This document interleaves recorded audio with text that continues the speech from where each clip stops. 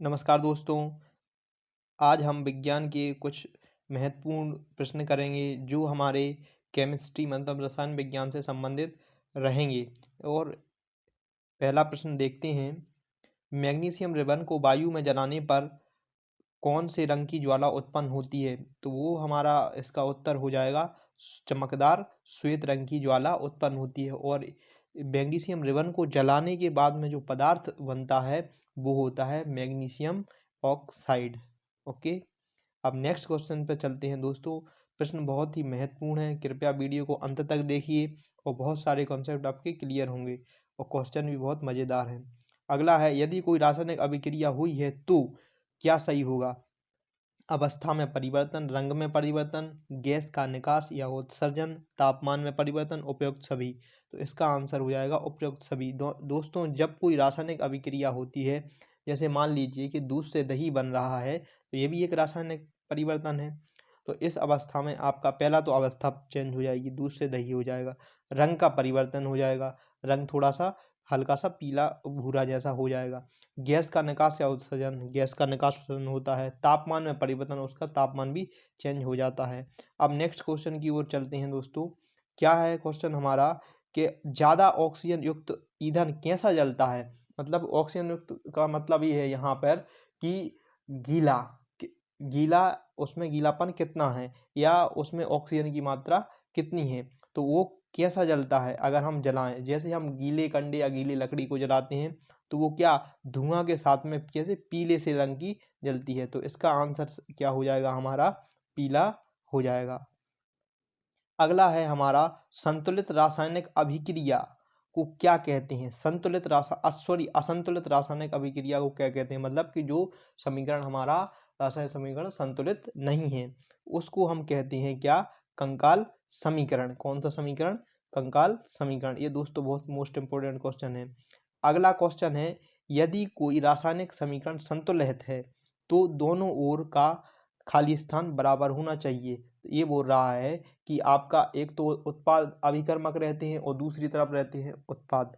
तो LHS right hand side बराबर left hand side कब होगी? जब उसका हम क्या बराबर होना चाहिए? उसका होना चाहिए द्रव्यमान बराबर। यही रासायनिक समीकरण कहता है, तब संतुलित होगा ये।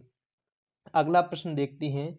निम्न में से भौतिक परिवर्तन के उदाहरण हैं: दीवार का बनना, दूध से क्रीम का निकलना, कांच का टूटना और बर्फ का बनना। दोस्तों, ये सारे क्या हैं? भौतिक परिवर्तन है। कैसे हैं? भौतिक परिवर्तन है। भौतिक परिवर्तन और रासायनिक परिवर्तन को याद रखने का एक ट्रिक या समझ लो कि एक छोटा सा कंसेप्ट है कि इन जो भौतिक परिवर्तन होते हैं उनका कोई फॉर्मूला वगैरह नहीं होता और जो रासायनिक परिवर्तन होते हैं उनका फॉर्मूला होता है। ऐसे आप ध्यान रखना। अगला है, रासायनिक अभिक्रिया में उत्प्रेरक का क्या काम है? उत्प्रेरक आया है। उत्प्रेरक मतलब कैसे? जैसे कि कोई एक आपका फ्रेंड है और उसको आप थोड़ा सा बढ़ा चढ़ा दो तो वो एक्साइटेड हो जाता है। तो ऐसे ही इस केमिस्ट्री में हमारा रहता है उत्प्रेरक। उत्प्रेरक का काम क्या है? किसी अभिक्रिया या किसी को भी अभिक्रिया की दर को बढ़ाना, इंक्रीज करना। तो उत्प्रेरक का क्या काम हो जाएगा यहाँ पे? हमारा अभिक्रिया को बढ़ाना या अभिक्रिया की दर को बढ़ाना। अगला है,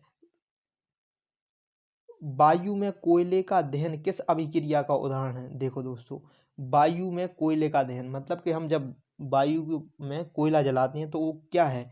वो हमारा हो जाएगा ऊष्मा क्षेपी अभिक्रिया। क्या हो जाएगी? ऊष्मा क्षेपी अभिक्रिया। अब दोस्तों, हम जानते हैं कि ऊष्मा शोषी और क्षेपी होती क्या है। उनको याद करने की क्या कंसेप्ट है, क्या ट्रिक है? ऊष्मा शोषी, शोषी मतलब क्या हो रहा है इसमें? देखो, शोषण। शोषी है मतलब क्या है? ये हम शोषण हो रहा है। शोषण मतलब कि ऊष्मा हमको देनी पड़ रही है इसमें। अब है यहाँ पे ऊष्मा क्षेपी। क्या है? ऊष्मा क्षेपी। क्षेपी मतलब क्या हो रहा है? ये छा जा रही है। क्या? छा जा रहा है। छा जा रहा है मतलब कि ये दे रहा है हमको। क्या? क्षेपी मतलब क्या है? दे रहा है। दे रहा का मतलब क्या हो जाएगा? इसमें ऊष्मा निकलती है। वो ऊष्मा शोषी में ऊष्मा का अवशोषण होता है। तो ये अभिक्रिया कौन सी हो जाएगी हमारी? ऊष्मा क्षेपी अभिक्रिया हो जाएगी। क्या हो जाएगी? ऊष्मा क्षेपी। अगला है श्वसन किस प्रकार की अभिक्रिया है? तो श्वसन कैसी अभिक्रिया है?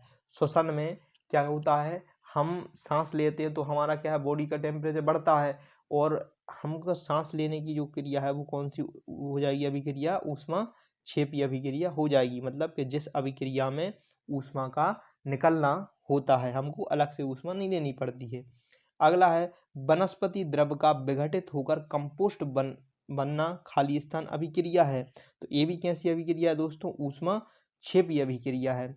अब अगला है वह अभिकर्मक जिसमें एकल अभिकर्मक टूटकर छोटे छोटे उत्पाद बनाता है, वह कौन सी अभिक्रिया हो जाएगी? देखो दोस्तों, कोई ईंट या टुकड़ा है, आप तोड़ दो तो क्या हो जाएगा? वो टूट जाएगी। इसका मतलब क्या है कि वो छोटे छोटे पार्ट में डिवाइड हो गई, तो उसका क्या हो जाएगा? विघटन या वियोजन। तो इसका आंसर क्या हो जाएगा? वियोजन हो जाएगा। अगला है लेड नाइट्रेट का तापन मतलब हीट देने पर करने पर NO2 नाइट्रोजन डाइऑक्साइड के साथ किस रंग का धुआं निकलता है? जब हम लेड नाइट्रेट को गर्म करते हैं तो नाइट्रोजन डाइऑक्साइड के साथ कौन सा धुआं निकलता है? वो निकलता है हमारा भूरा रंग का धुआं निकलता है। अगला देखो क्या है प्रश्न, सूर्य के प्रकाश की उपस्थिति सिल्वर क्लोराइड का किसमें वियोजन होता है? जब सूर्य के प्रकाश की उपस्थिति होती है तो सिल्वर क्लोराइड का किसमें वियोजन हो जाता है दोस्तों? तो इसका आंसर तो आपको पता ही होगा कि क्या हो जाएगा इसका? सिल्वर तथा क्लोरीन में परिवर्तित अलग अलग डिवाइड हो जाता है। तो इसका मतलब क्या है कि ये सिल्वर धातु इसमें अलग हो जाती है। अगला है हमारा हरा कशीस का रासायनिक नाम क्या है? हरा कशीस बोला जाता है फेरस सल्फेट को। किसको? Ferrous sulphate.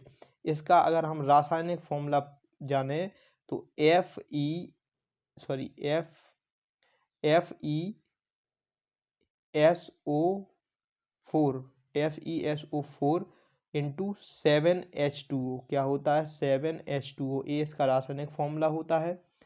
अब यहाँ पे आता है जिंक सल्फेट। ये जिंक सल्फेट लिखा है, तो जिंक सल्फेट को हम क्या कहते हैं? तो जिंक सल्फेट होता है व्हाइट विट्रोल। इसका फॉर्मूला होता है ZnSO4 into 7H2O। Copper sulphate को कहते हैं नीला थोता या ब्लू विट्रोल। तो इसका हो जाएगा फॉर्मूला CuSO4 इंटू 5H2O। अब हम नेक्स्ट क्वेश्चन की ओर बढ़ते हैं दोस्तों। आपको बहुत क्वेश्चन अच्छे हैं और ये केमिस्ट्री के क्वेश्चन हैं तो एग्जाम में पूछे जाते हैं। जिंक लेड पीवी लेड तथा कॉपर में सबसे कम अभिक्रिया कौन सी? सबसे कम अभिक्रियाशील धातु कौन सी है? तो सबसे कम अभिक्रियाशील कौन सी धातु है इनमें तीनों में? इसमें हो जाएगी हमारी कॉपर। तो ध्यान रखना दोस्तों, जिंक और लेड कॉपर से अधिक क्रियाशील है, ध्यान रखना दोस्तों। अब एक और प्रश्न आता है कि जुड़वा खनिज किसे कहा जाता है? तो जुड़वा खनिज है वो हमारा जिंक और सीसा। कौन हो जाएगा? जिंक और सीसा को जुड़वा खनिज कहा जाता है, क्योंकि एक खदान में एक साथ पाए जाते हैं।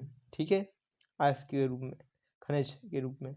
अगला है पारा निम्न में से किसके साथ अमलगम नहीं बनाता? दोस्तों ध्यान से पढ़ना क्वेश्चन, नहीं बनाता है, बनाता नहीं बनाता। तो क्या हो जाएगा इसका? आयरन लेड के साथ में पारा अमलगम नहीं बनाता। अगला प्रश्न हम देखते हैं, कॉपर चूर्ण की सतह पर कॉपर ऑक्साइड, क्या है ये? कॉपर ऑक्साइड की काली परत किस गैस की उपस्थिति में चढ़ जाती है? तो वो कौन सी गैस की उपस्थिति रहती है? वो रहती है हमारी ऑक्सीजन गैस की उपस्थिति। एक और दोस्तों प्रश्न बनता है कि कॉपर पर जब कॉपर पर हाइड्रोजन गैस प्रवाहित करने पर उस पर कौन सी परत चढ़ जाती है? वो रहती है हमारी काली भूरी परत। और एक और प्रश्न बनता है कि कॉपर पर हरी परत किसकी उपस्थिति में चढ़ जाती है? तो वो रहती है हमारी सल्फर की उपस्थिति के कारण। अगला प्रश्न हम देखते हैं, ये तीनों प्रश्न कॉपर से हुए। अगला प्रश्न देखो, अब वे अभिक्रियाएं जिनमें उपचयन अपचयन एक साथ होता है। उपचयन मतलब होता है ऑक्सीडेशन और अपचयन मतलब होता है रिडक्शन, एक साथ होता है, तो वो हमारी अभिक्रियाएं कहलाती हैं रेडॉक्स अभिक्रियाएं। जैसे लोहे में जंग का लगना, ये रेडॉक्स अभिक्रिया का उदाहरण है। नीला थोता किसे कहते हैं? नीला थोता मतलब क्या होता है आपका ब्लू विट्रोल। ब्लू विट्रोल का सूत्र क्या हो जाएगा? CuSO4 into 5H2O। ये दोस्तों अभी आपको बताया था, तो इसका ये आंसर हो जाएगा। ठीक है दोस्तों, और ये आपका क्या हो जाएगा यहाँ पे? ये हरा हरा विट्रोल। ठीक है, इसको हरा विट्रोल बोलते हैं, और जिंक सल्फेट को बोलते हैं वाइट विट्रोल। ये आप बिल्कुल ध्यान रखना दोस्तों, इनसे क्वेश्चन एक ना एक बनता है। दोस्तों क्वेश्चन अच्छे लगे हों तो कृपया लाइक और सब्सक्राइब कीजिए, और दोस्तों शेयर भी कीजिए, ये अधिक से अधिक लोगों के पास पहुँचे। Thank you very much.